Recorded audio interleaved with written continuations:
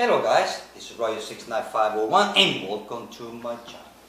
Well, the comic that I'm gonna display is part of that humongous crossover back in the 90s, and it's called Damage issue number 0. Check that out.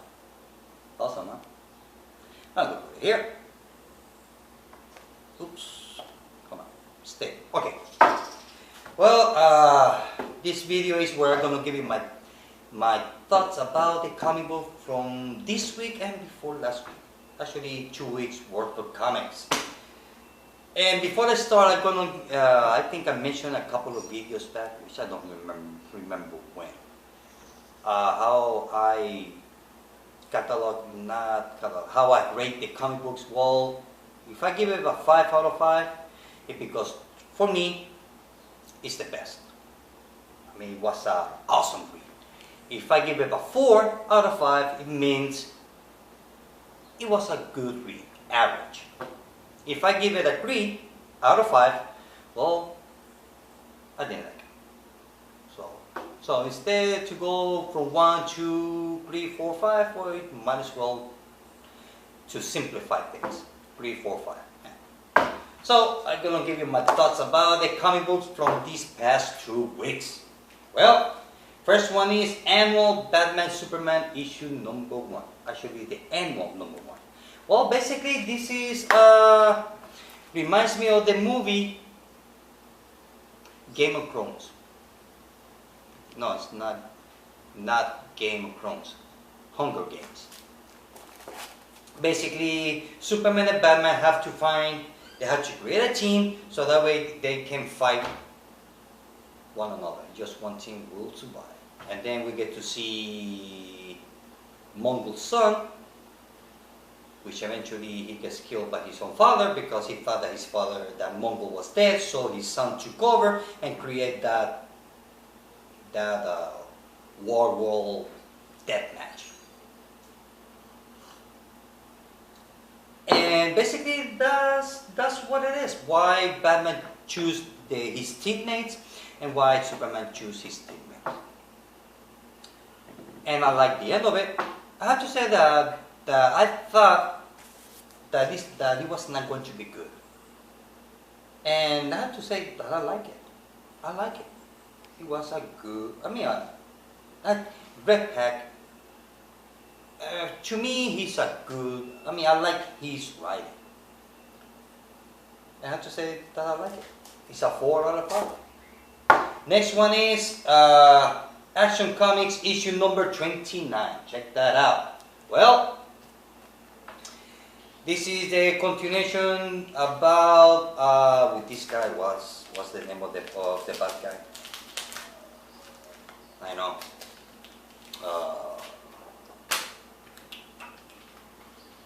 Oh yeah, this is we are dealing here with the underground people still. Lana Lang and Superman's pet, and also I get to see here that I always say, since the moment that I understood Superman, more or less, give or take, that Superman he's still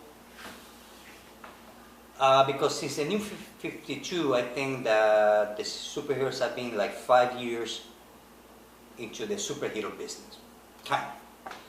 So, and I say this, I have said this before, and it's that Superman he's still a little bit immature, naive. He may have all the intelligence or the knowledge, whatever you want to call it, fine, I go with that. But bottom line, he's still not too mature. Still naive, immature. And here I get to find out that Superman has no control with his breath. And when he blows, he wants to freeze the bad guy.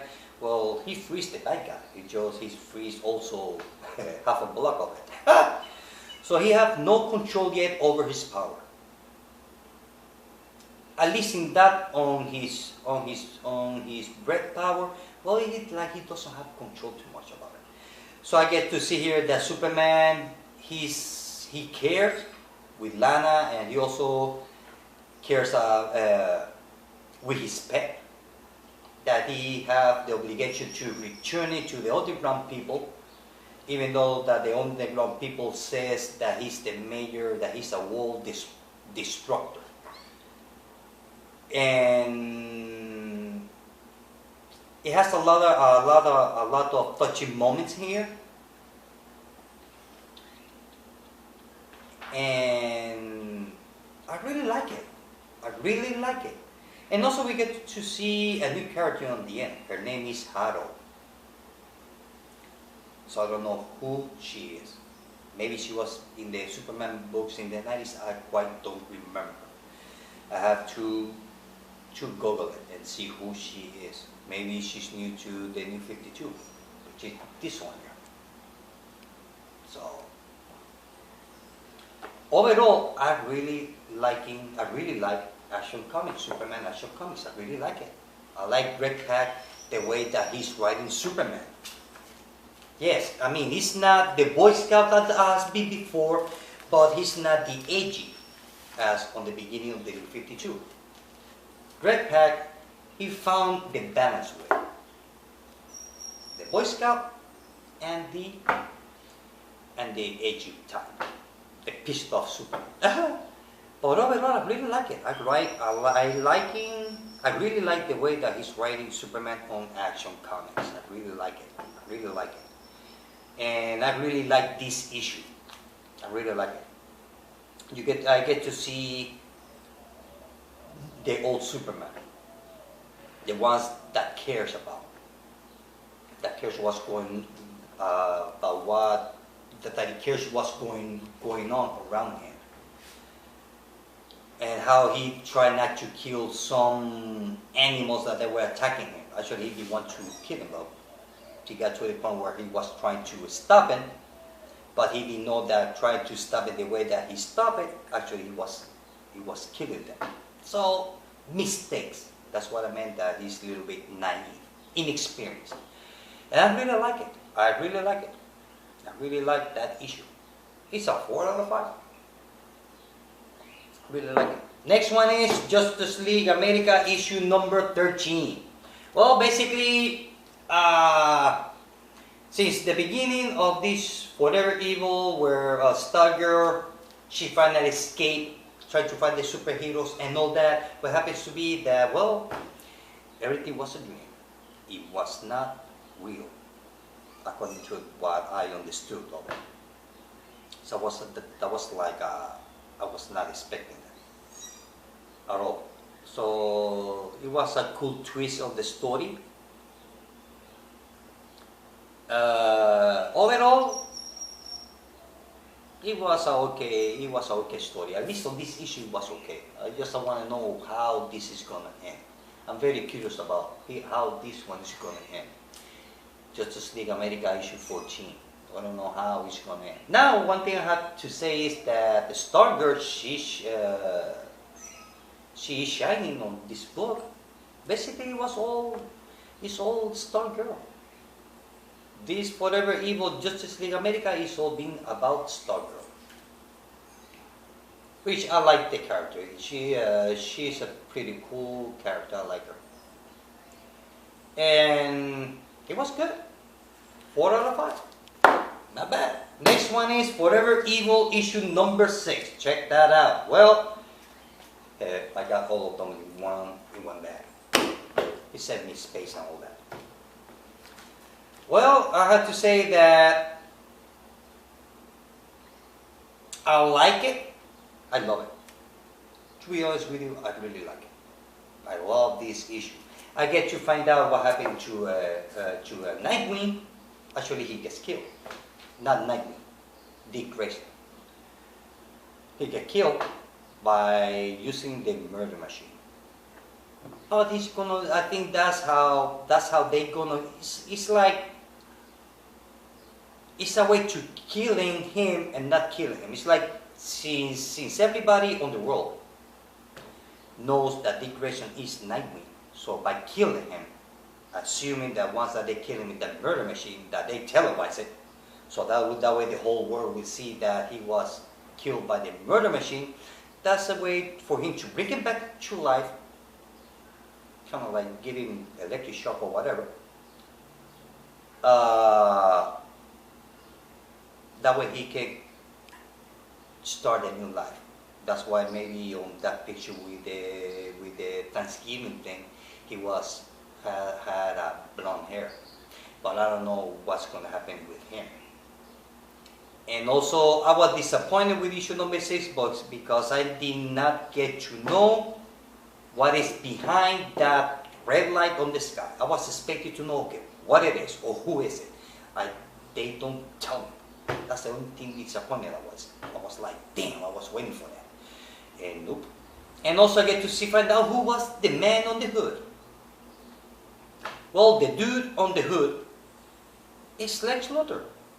Clone. Not clone. Earth 3 version. Which actually I was surprised because the Lex Luthor that appears here, well, it's almost the same Lex Luthor clone from the 90s. When Lex Luthor had to, when he cloned himself because he got cancer by wearing Kryptonite ring. So I was surprised. So I Googled it. I thought it was the same, that they took the Lex Luthor Earth 3 from the clone from the 90s. And no, there was a Earth 3 Lex Luthor version back in the 70s, I believe so, or the 80s, which I have no knowledge about. I Googled it. So, and I like it. And I like the powers that he has, which I don't know how he got those powers.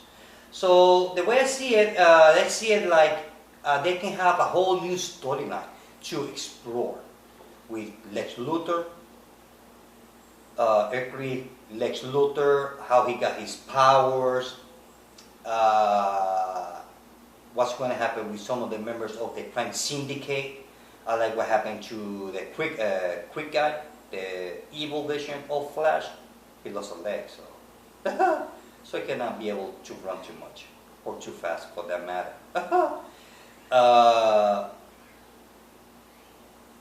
The evil version of the Red Lantern, well, he was cooked to death. He was smoked anyway. So, spiciness, oh yeah. So I like it, I really like it. I really like it. I'm excited to see what's going to happen on the last chapter, which is going to be issue number 7 of this Forever Evil. But I had to say that issue number 6 was good. I really like it. I really like the twist on the story. And I would give it 5 out of 5. Next one is Gothopia, Batman Detective Comics issue number 29. Check that out. Well, easy. He get to find out in one page what was going on. That's it. Exactly out of 5. Next one is Forever Evil Arkham War. Issue number 6. Finally, this is over. It's done with the Bat Bane. The thing is that, the way I see it, Bane has a lot of identity crisis. First he was Bane, then he decided to take over because he wants to be Batman. Now he becomes the Bane from the movie, which is cool. I don't mind. The thing is that the story, well, doesn't end there. The story will continue. Some future issue, some more in the future, in some Batman books, because it's not over with Bane. So after all this Forever Evil's over, so we are not going to see Bane for quite a while until he comes back and do what he needs to do, which is take over Gotham City. So it's a 4 out of 5. As a whole series, as a mini series as a whole, I have to give it as a whole, it wasn't good. I mean, it's nothing to get excited about. But it wasn't that bad at all. I would give it a 4, average. 4 out of 5. As a whole. Next one is Justice League 3000 issue number 4. Well, this one, we get to find out that our superheroes, they are not clones.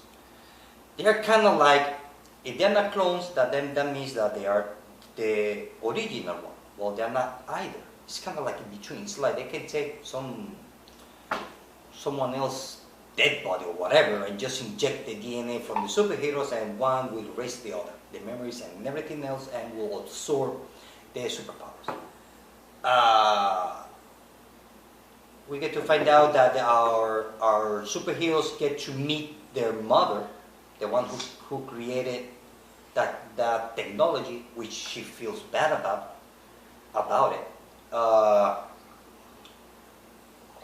Comedy-wise, there were not that many funny moments. Yes, there were some fun moments in it, but not like the previous issue. This was more interesting because you get to see how they were created. You get to see that they are not clones. You get to see that they created, because issue number 2, Flash, he got killed. So they just rise him from the dead. They just clone him again. Because according to the story, the cloning system takes too long. So they create a way how to do that without cloning. So it's kind of like they replace one DNA with the other. And in that DNA, the memories are inside that DNA, including superpowers and all that. And you get to find out, at least I understood why the Justice League, their superpowers are messed up. And also, these are not clones. They are the real one, according to the story. And the thing is that so-called her mother, or their mother, is the one who killed them in the first place. So it was a twist of story which I really like it. So I can say that, I would say now that from issue number 5 is going to get a lot better. And I will give it 5 out of 5. I like that type. Next one is Green Lantern Corps issue number 29. Check this out. Awesome, huh? Well, before I decide to read this one, I decided to read from issue 28. I read 28 and then 29. The thing is about Green Lantern Corps is that, at least on issue 29, it has a lot of reading. It's not like from the beginning of the New 52, like it was action after action after action. Here, I get to see kind of like a space station, all the bad guys and scum and villainy, kind of like Mos Eisley from the Star Wars universe, was just there. That on the New 52, it was not presented. Also, we get to see, at least I get to see different world, different alien world, different politics, believing or whatever. It has a lot of reading. That it was a slow read, yes, it is a slow read. And believe me, it has a lot of balloons, which I like it. I like reading. And also, you see the thing about Green Lantern Corps, because they are chasing that shapeshifter because they wanted to work to join the Green Lantern Corps because of the future war that is going to be. And you get to see that different alien races, they are taking sides. Someone going to the bad guys, another one goes to the Green Lantern Corps.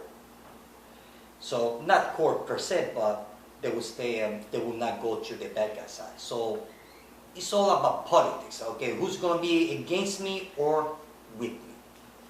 And I like it. I really like it. I really like the story. Like I said, it's slow.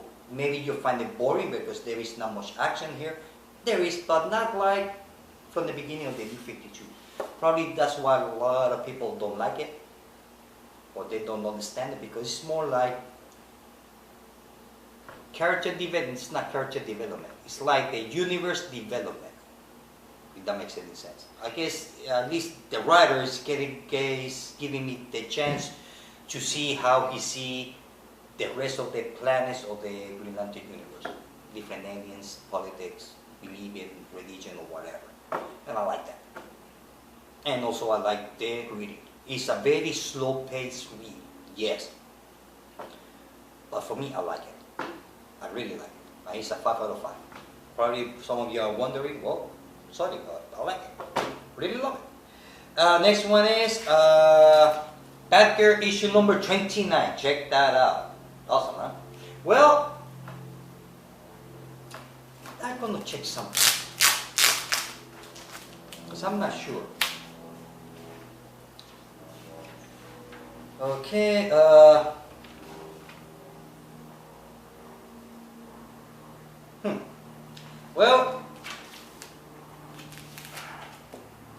we get to find out that Silver, well, he's not crazy as we thought that he was. I think that the reason that he sees vampires on everybody is because of forgot the name of from the books of I, Vampire, that got canceled. He appears on this book. And the little girl that was kidnapped, well, happens to be a vampire. So, it just ended. Just like that, boom.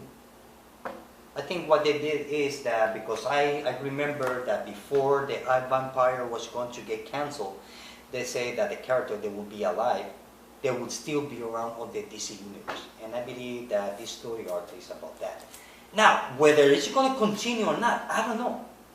On issue number 30, I don't know if they're going to continue with Silver or just some other character. I don't know. But it was an okay story. Nah, Look, I'm not going to lie to you. I didn't like it. 3 out of 5. Yeah. The last one is Superman, Wonder Woman, issue number 6. Now, this was good. This was good. You see, I get to find out a lot of stuff with this single issue. That is hidden in the panels, backstories, little hints. And it was awesome. Besides that, there's a big fight between Superman, Wonder Woman versus Zod and Fiora.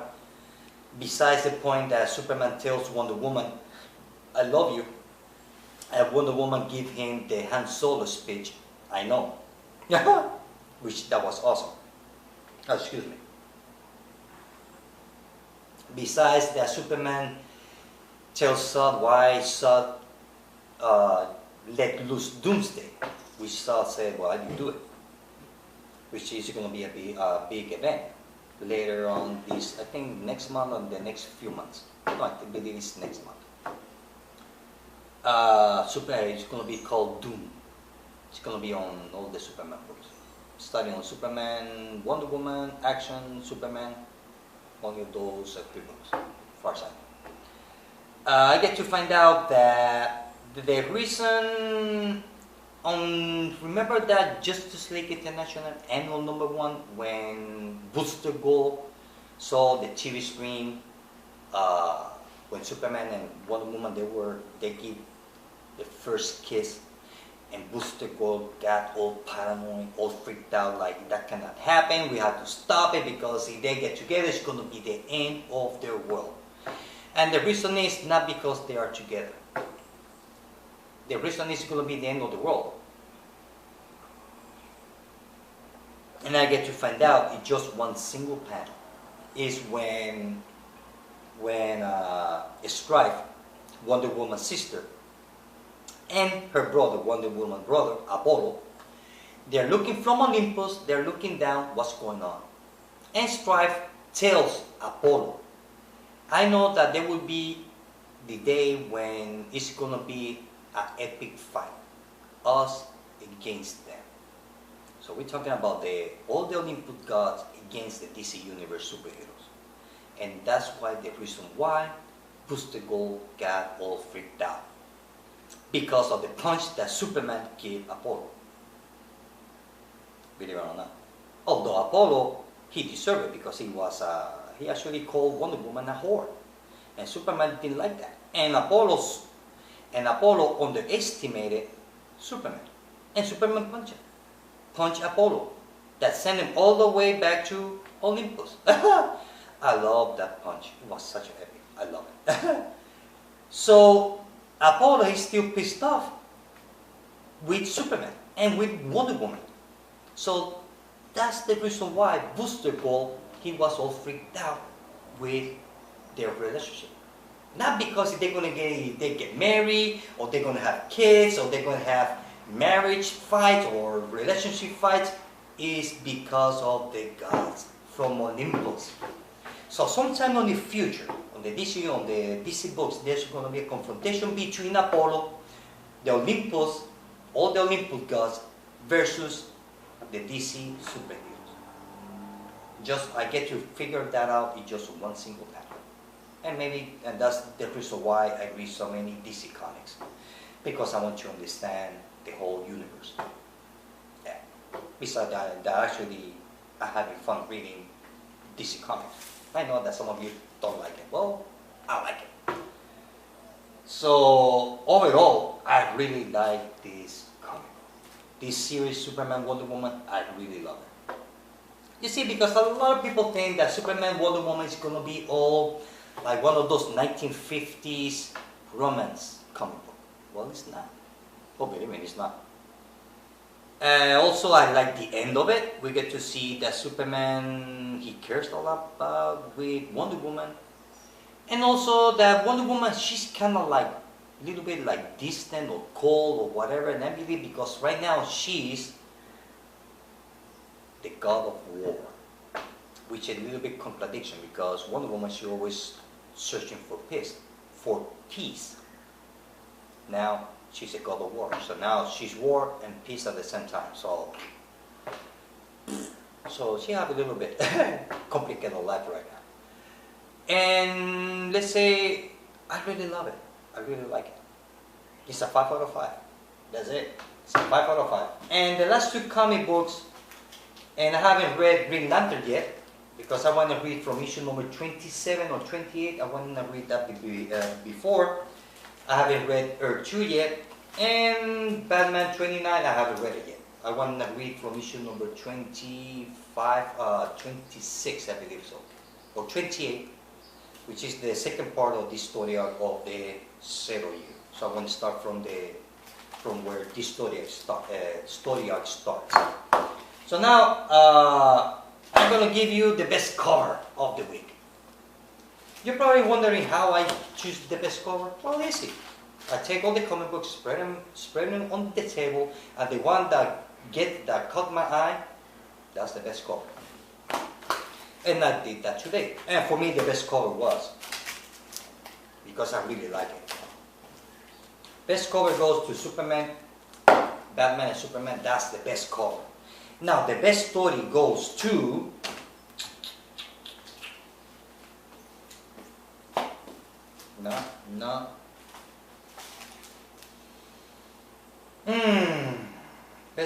Best story would go to.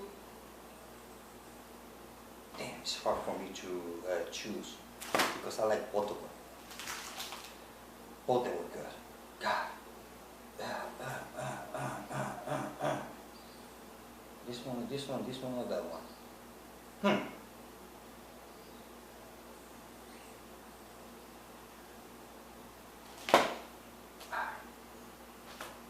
Oh, what the heck.